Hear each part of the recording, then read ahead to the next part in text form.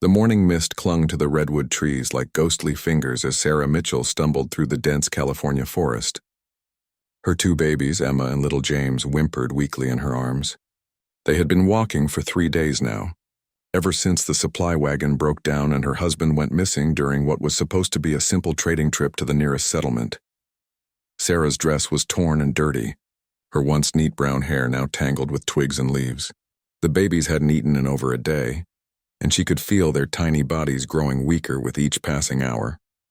Emma, barely 2 years old, kept asking for water in her small voice, while 6-month-old James had stopped crying altogether, which frightened Sarah more than his tears ever could. The year was 1852, and the California wilderness was unforgiving to those who didn't know its ways. Sarah and her family had come west with dreams of a better life, like so many others during the gold rush era, but now, lost and alone with her starving children, those dreams seemed like foolish fantasies from another lifetime. As the sun climbed higher, Sarah's legs began to shake from exhaustion and hunger. She had given the last of their water to the babies that morning, and her own thirst was becoming unbearable. Every step felt like walking through thick mud, and she stumbled more frequently, careful each time to protect her precious cargo from the fall. The forest around her seemed endless and identical. Towering redwoods stretched up to the sky, their canopy so thick that only scattered beams of sunlight reached the forest floor. Sarah had tried to follow what looked like a deer path, hoping it might lead to water, but now she wasn't even sure she was still on any kind of trail at all.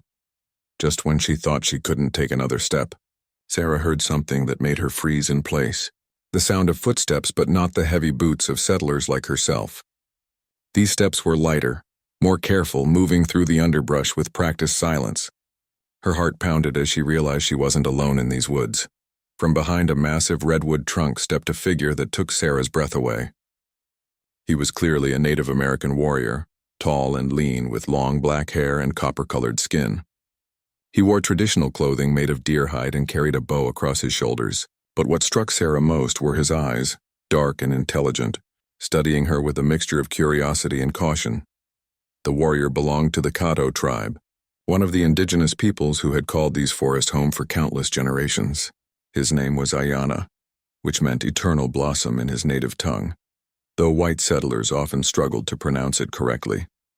He had been hunting when he heard the unusual sounds of someone crashing through the forest with little regard for stealth or the natural rhythms of the woodland. For a long moment, neither Sarah nor Ayana moved. The air between them seemed charged with tension and uncertainty. Sarah clutched her babies closer, her mind racing with stories she had heard about hostile encounters between settlers and tribes, but her children's desperate condition overrode her fear. Ayana noticed the woman's condition immediately. Her pale, drawn face spoke of days without proper food or rest. The babies in her arms were clearly in distress, their small faces too quiet and still for healthy children. As a warrior and protector of his people, Ayana had developed a keen eye for recognizing when someone was in genuine need versus potential danger. Sarah's voice came out as barely more than a whisper when she finally spoke. "Please," she said, her words cracking with emotion and exhaustion. "My babies. They're starving. I don't know where we are. My husband—" She paused, swallowing hard. "He's gone missing and we've been lost for days." The warrior remained silent, but Sarah could see something shift in his expression. She pressed on, desperation making her bold. "I know you probably have no reason to help us. I know your people and mine haven't always gotten along. But these are just innocent children. They've done nothing wrong." Emma stirred in Sarah's arms and let out a weak cry as if emphasizing her mother's words. The sound seemed to pierce through Ayana's careful reserve. He had children of his own back in the village, and the cry of a hungry child was a language that transcended cultural boundaries. Still, Ayana hesitated. Relations between the Cahto and the increasing numbers of white settlers had been strained at best, often hostile. Many of his people had suffered at the hands of settlers who saw Native Americans as obstacles to their expansion and prosperity. Trust was not easily given, especially to strangers in their sacred forests.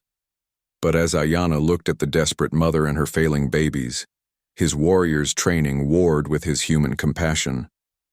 These were not armed men seeking to claim land or drive his people from their homes.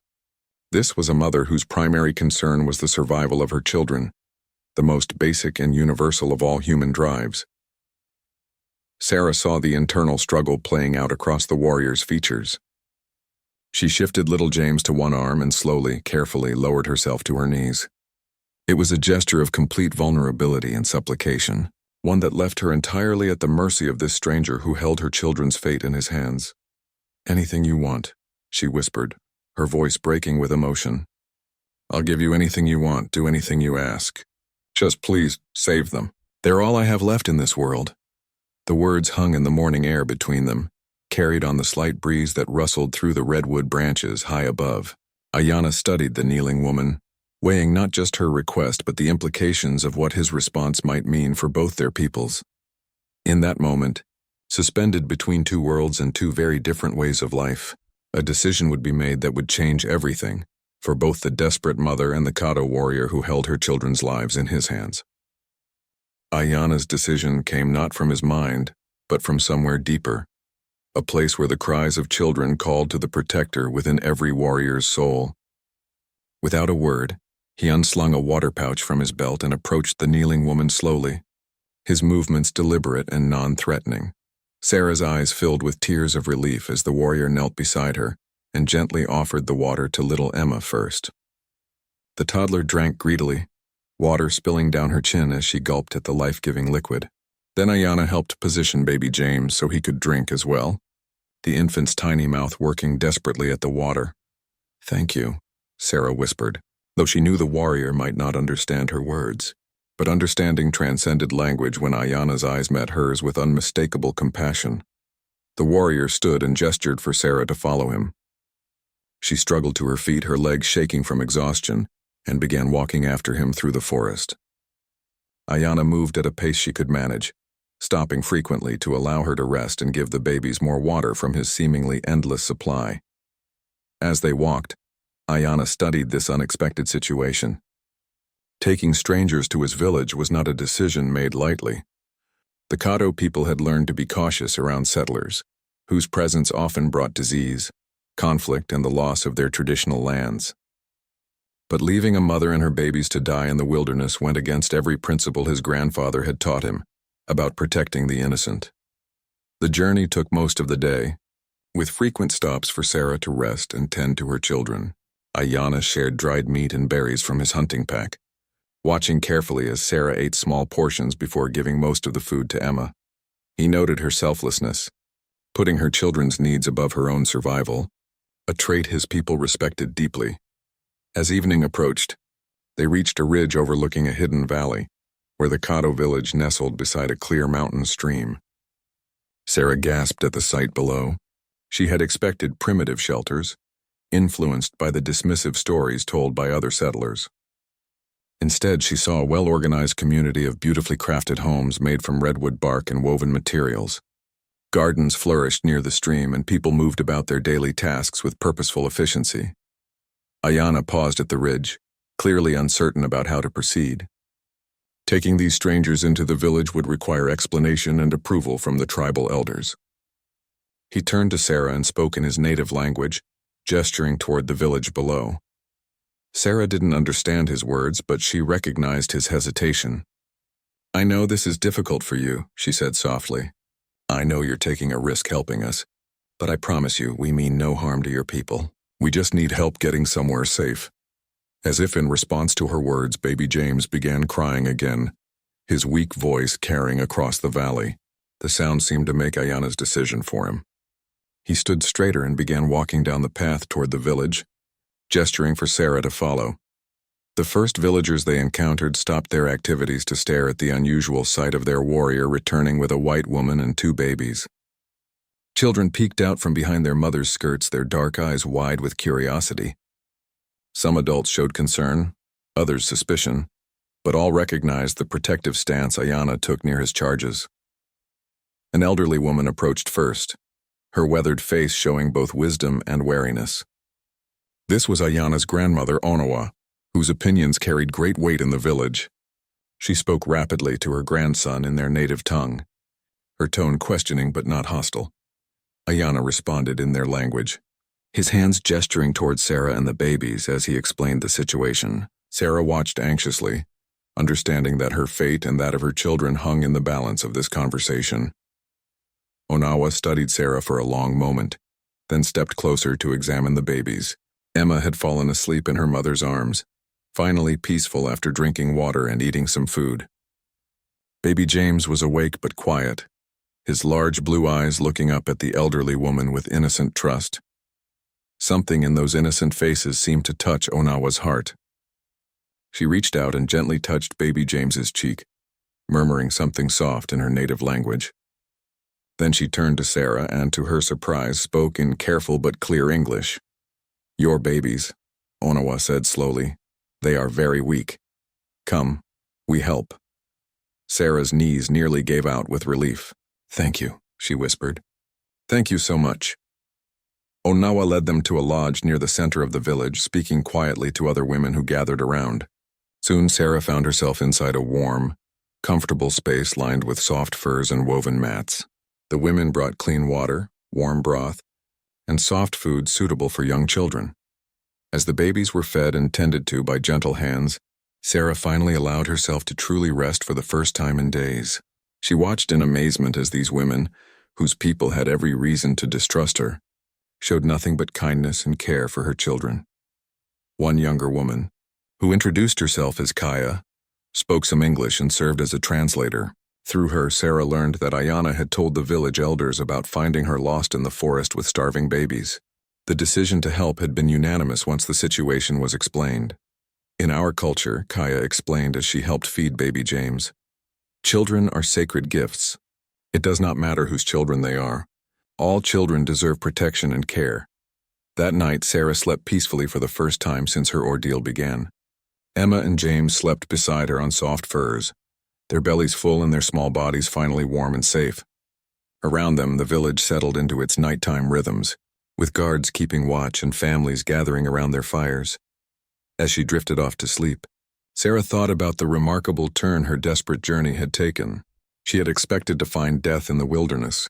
Instead, she had found compassion and humanity in the most unexpected place. The warrior, who could have easily walked past her suffering, had instead chosen to risk his own standing in his community to save 3 strangers. In the darkness of the lodge, Sarah whispered a prayer of gratitude, not just for the food and shelter, but for the reminder that kindness could exist between peoples even when their larger communities remained divided by fear and misunderstanding. Tomorrow would bring new challenges, but tonight, her babies were alive and safe, and that was everything. Dawn broke softly over the Cahto village, painting the redwoods in shades of gold and amber. Sarah woke to the sound of her babies laughing, a sound she hadn't heard in far too long. Emma was sitting up, playing with colorful beads that one of the village children had shared with her, while baby James was contentedly drinking warm milk from a carved wooden cup that Kaya held for him. "They are much better today," Kaya said with a smile as she noticed Sarah awakening. The children of the village brought toys and food. "They are curious about the little ones with hair like sunlight." Sarah sat up, marveling at the transformation in her children. Their cheeks had color again, and their eyes were bright and alert. The care they had received from these strangers had quite literally saved their lives.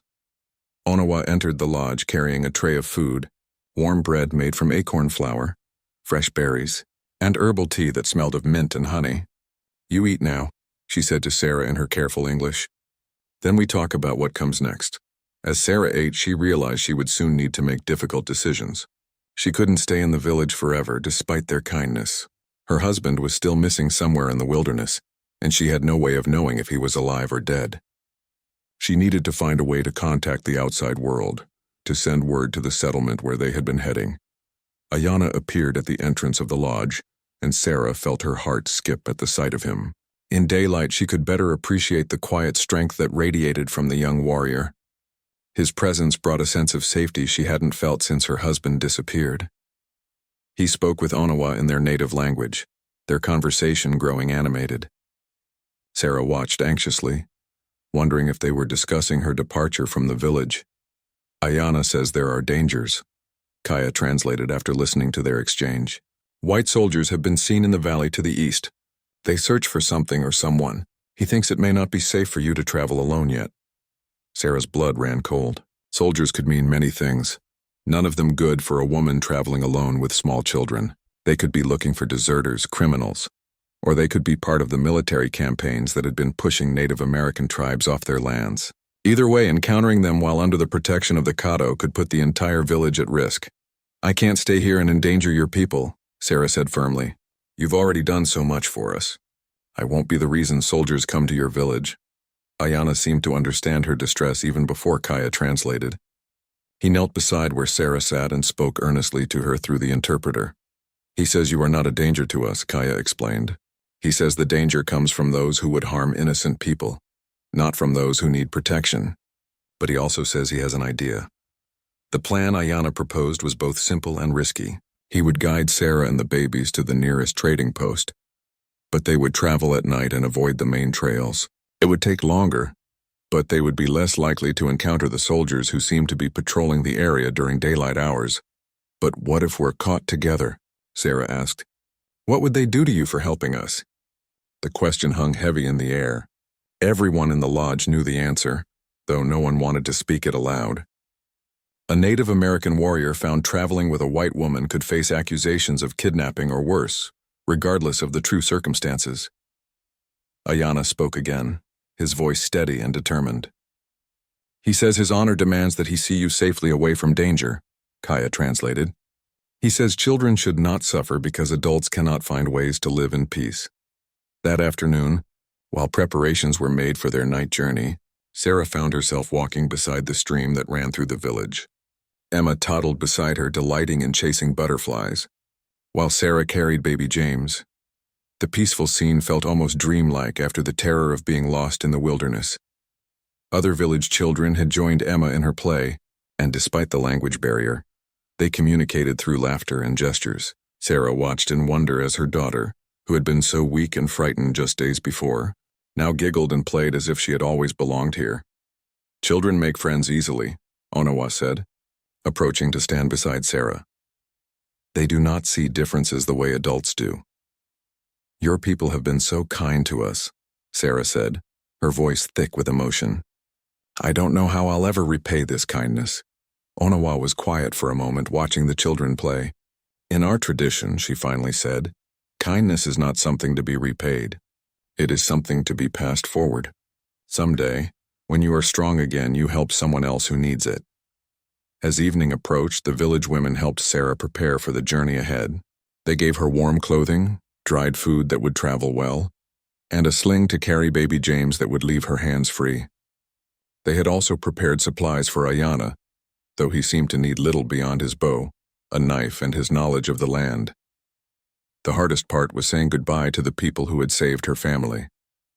Kaya hugged Sarah tightly, whispering, "Remember us kindly when you tell others about our people." "I'll remember your kindness for the rest of my life," Sarah promised, "and my children will grow up knowing that there are good people in this world who help strangers simply because it's right." As darkness settled over the forest, Ayanna led Sarah and her babies out of the village by a different path than the one they had used to arrive. The night was clear, with enough moonlight to illuminate their way without needing torches that might give away their position. Sarah felt a mixture of gratitude and anxiety as they began their journey. She was leaving the safety of the village, but she was not alone. Beside her walked a warrior whose quiet courage and unexpected compassion had already saved her family once. She had to trust that his knowledge of the land and his determination to see them safely away would be enough to overcome whatever dangers lay ahead. The forest at night was a different world from the daytime woods where she had been lost. Owls called from the darkness and small animals rustled in the underbrush, but Ayanna moved through it all with confidence and grace.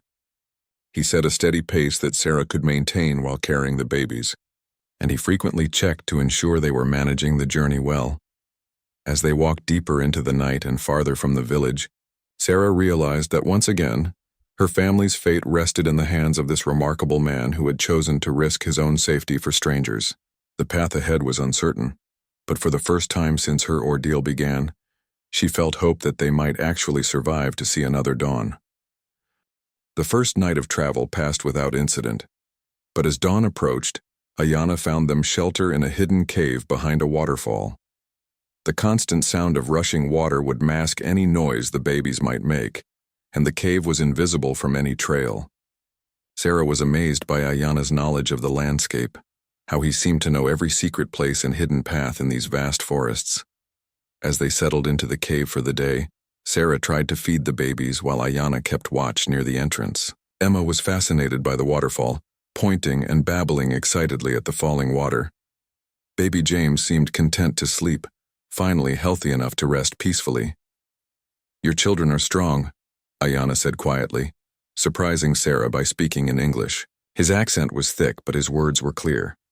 "You speak English?" Sarah asked, startled. Throughout their time in the village, he had always communicated through others. Ayana nodded slowly. "Some words. Learn from traders, missionaries who come to our lands, but I listen more than I speak." This revelation changed something between them. Sarah realized that Ayana had understood every word she had spoken, every plea, and every thank you. He had chosen to help her family with full knowledge of what she was asking and why. "Why didn't you tell me before that you understood?" she asked gently. "Sometimes it is better to let people think you do not understand their words," he replied. "You learn more about who they truly are." Sarah felt heat rise in her cheeks as she thought about everything she had said in his presence, but then she realized she had nothing to be ashamed of. Her words had been born of desperation and gratitude, and her actions had shown her true character. "What did you learn about me?" she asked quietly. Ayana looked at her for a long moment before answering. "You would die for your children. You ask for help, but you do not demand it. You see my people as people, not as the enemy." During their rest that day, they talked in whispers while the babies slept. Sarah learned that Ayana had indeed understood every word of her desperate plea in the forest. He told her that what convinced him to help was not just her obvious need, but the way she had knelt and made herself vulnerable, showing that she trusted him despite having every reason to fear him. "Many of your people see us as savages," Ayana said. "They take our land and say we are not using it right. They bring diseases that kill our elders and children. Some of our young warriors want to fight back, to drive all white settlers away. But you chose to help us instead," Sarah said. "I chose to help children who had done nothing wrong," he corrected. "Children are innocent of their parents' choices." As the day wore on, Ayana taught Sarah some basic skills for traveling quietly through the forest.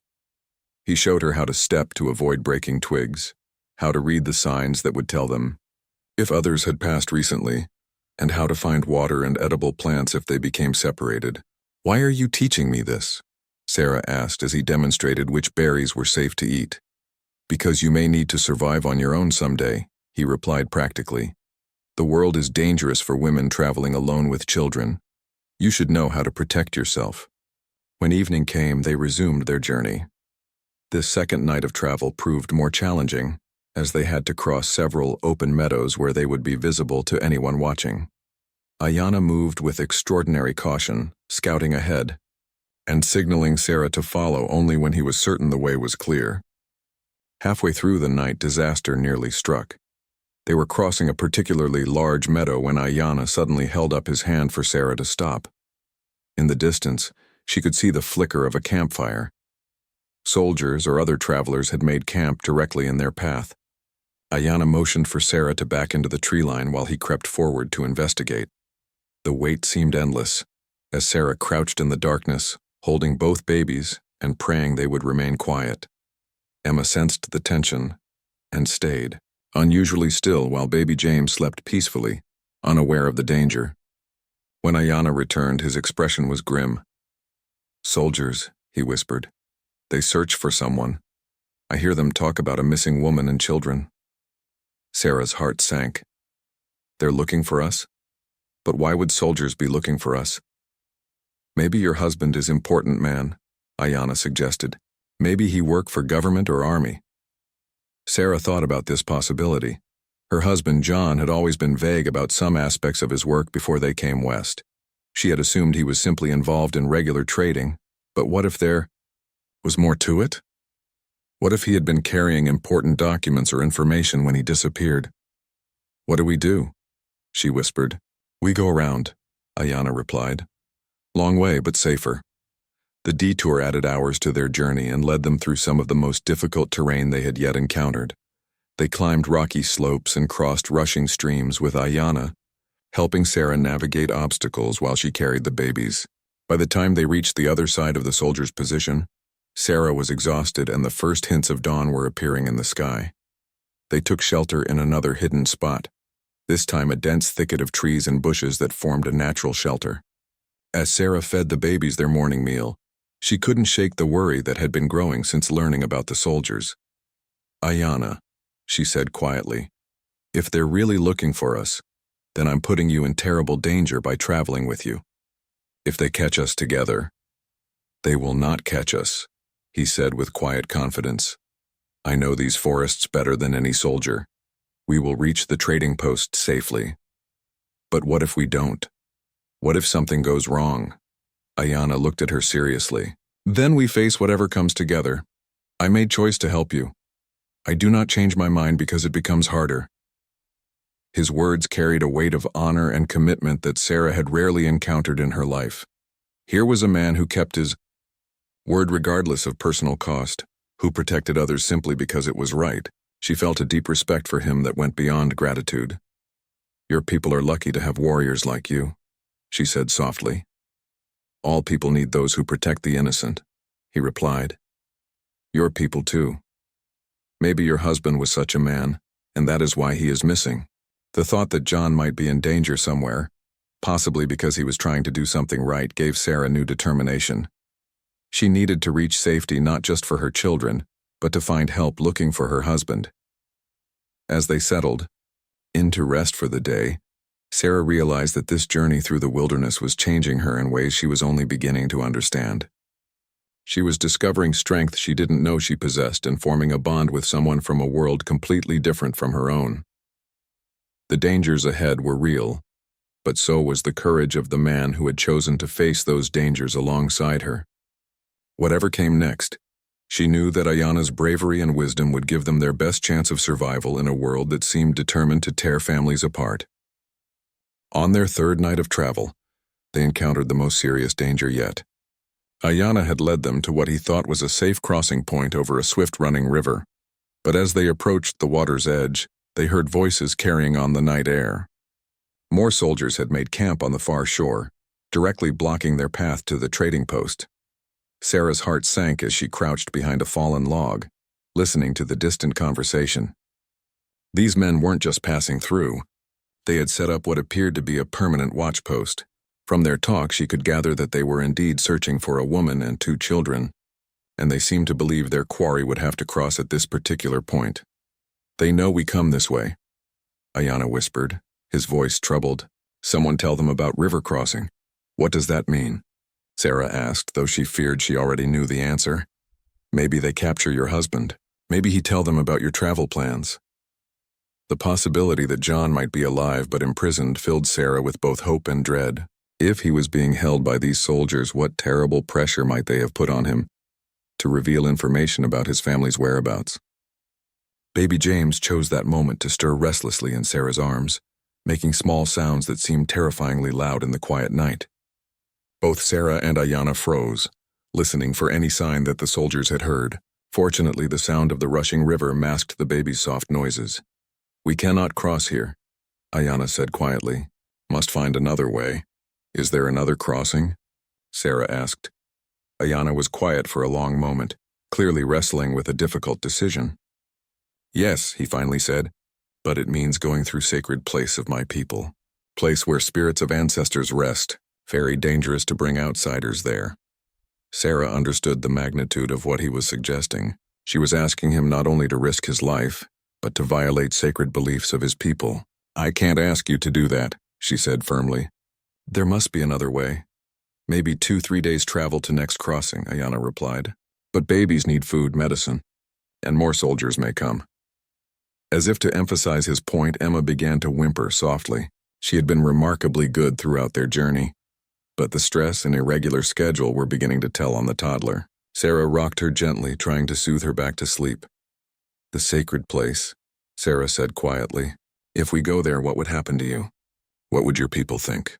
Maybe they understand if it saves children's lives, Ayanna said, though his tone suggested he wasn't entirely certain. Or maybe they see it as great dishonor. I cannot know until I face them with my choice. Sarah looked at this man who had already sacrificed so much for her family. He had left his village, risked capture by hostile soldiers, and now was considering violating his people's most sacred traditions.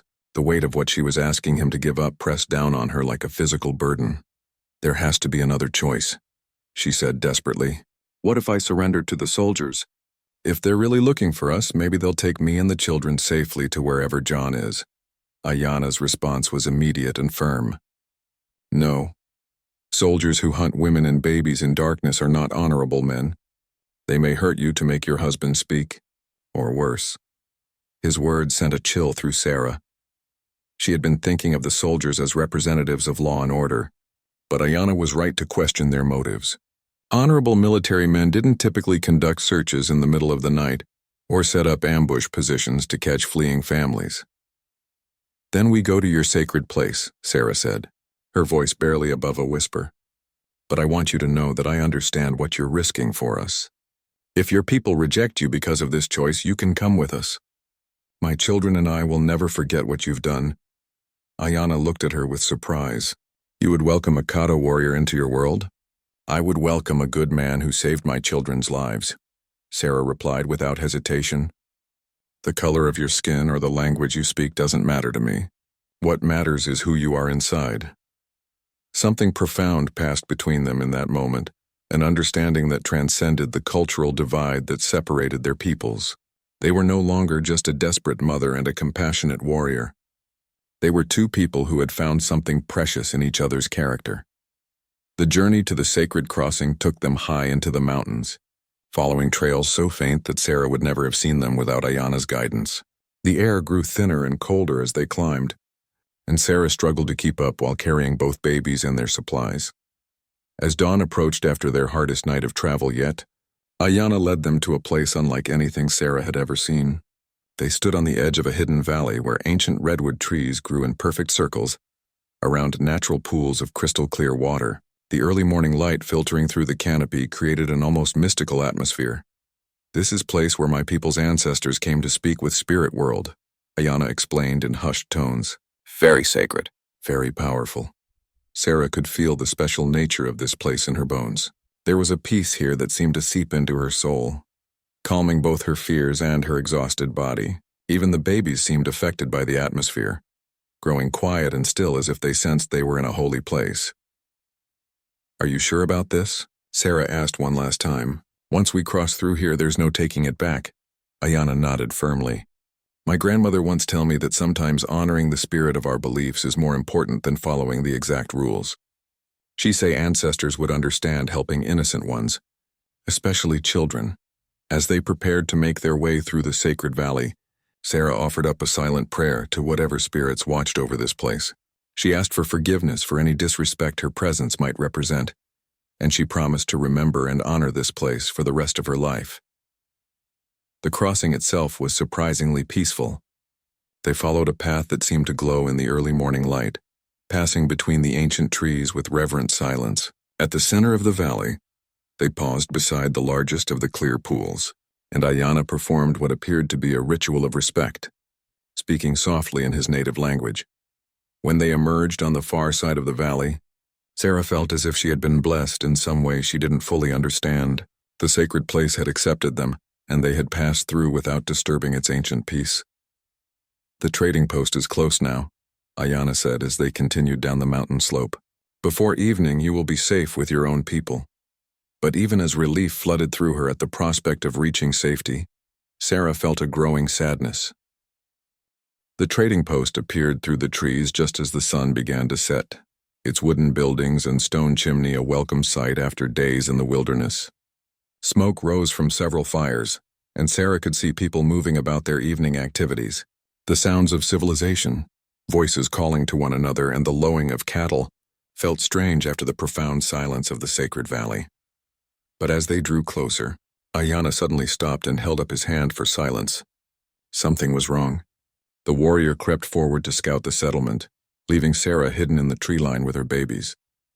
The wait felt endless as shadows lengthened and her anxiety grew. When Ayanna returned, his expression was troubled. "Soldiers there too," he reported quietly.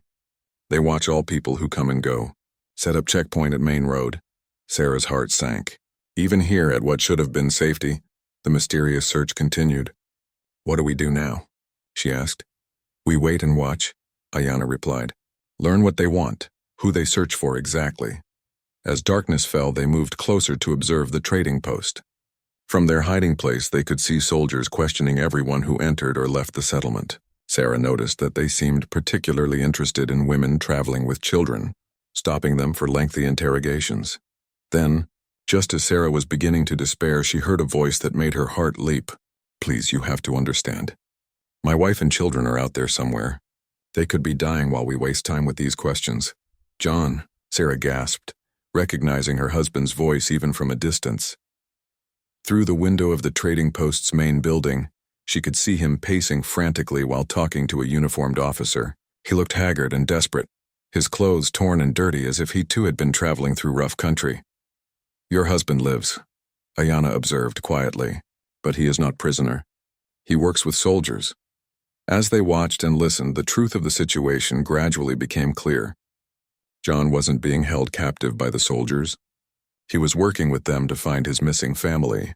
The wagon breakdown had separated them, and when he returned from seeking help to find Sarah and the babies gone, he had enlisted military assistance in searching for them. But there was more to the story. From the conversation they could overhear, it became apparent that John had been carrying important government documents when they became separated. The papers contained information about planned military actions against several Native American tribes in the region, including details about troop movements and strategy. Sarah felt sick as the implications became clear. Her husband wasn't just a simple trader. He was involved in government operations against people like those who had saved her children's lives. The very soldiers searching for her were planning actions that could devastate Ayanna's people. "Did you know?" Ayanna asked quietly, his voice carefully neutral. "No," Sarah whispered, tears streaming down her face. "I swear to you I had no idea. He told me he was just involved in regular trading." Ayanna studied her face in the dim light, clearly weighing her words against everything he had observed about her character over the past several days. "I believe you," he said finally. "But now you know. What will you do?" The question struck to the heart of an impossible choice.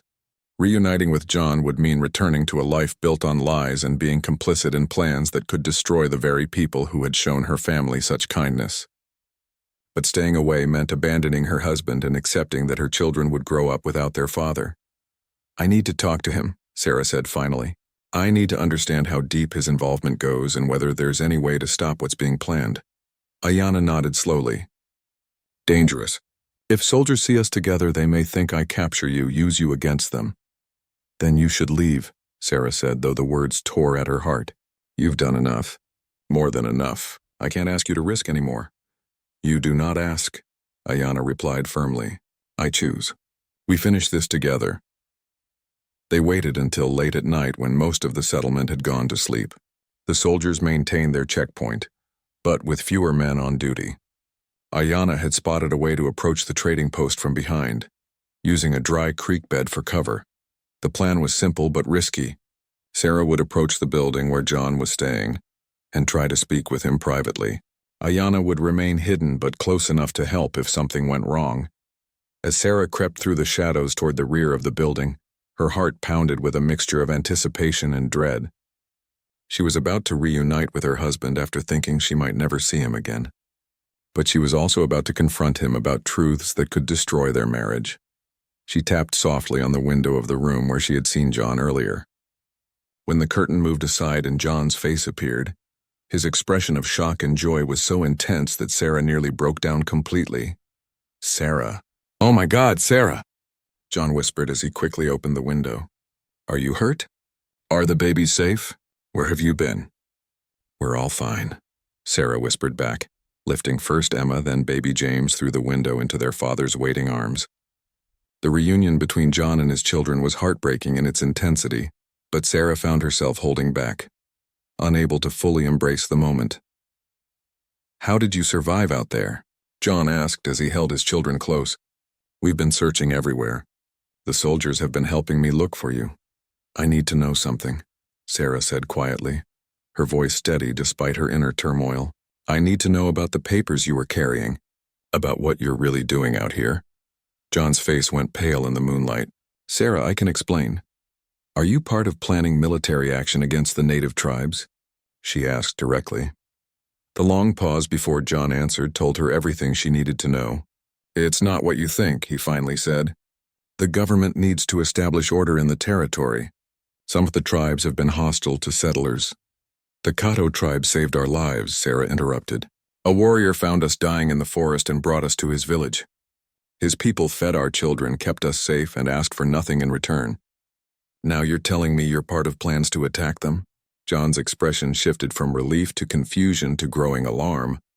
You were with Indians? Sarah, they might have hurt you or worse. You can't trust them. They showed us more kindness than we had any right to expect, Sarah said firmly, and one of their warriors risked his life to guide us to safety. Where is he now? John asked, his voice taking on a suspicious tone. Before Sarah could answer, a shout rang out from the direction of the checkpoint. Intruders! Someone's in the settlement. Sarah's blood ran cold as she realized the soldiers had discovered Ayana's presence. Through the window, she could see torches beginning to move through the settlement as men organized a search. Sarah, get inside now, John said urgently. If there are hostiles nearby. He's not hostile, Sarah said desperately. He's the man who saved our lives. John, please, you have to help me protect him. But John was already moving toward the door, reaching for a rifle. Stay here with the children, he ordered. I'll handle this. As her husband prepared to join the hunt for the man who had risked everything to save their family, Sarah faced the hardest choice of her life. She could stay silent and safe, reunited with John, but knowing that her silence might cost Ayana his life. Or she could act on the debt of honor she owed to the warrior, who had shown her the true meaning of courage and compassion. Outside, the sounds of the search were growing closer. Men's voices called to each other as they spread out through the settlement, and Sarah knew that time was running out. Whatever choice she made would have to be made now. In this moment, that would define who she truly was and what kind of person she wanted her children to see when they looked at their mother. The babies slept peacefully in their father's arms, unaware that their mother stood at a crossroads that would determine not just their immediate future, but the kind of world they would inherit.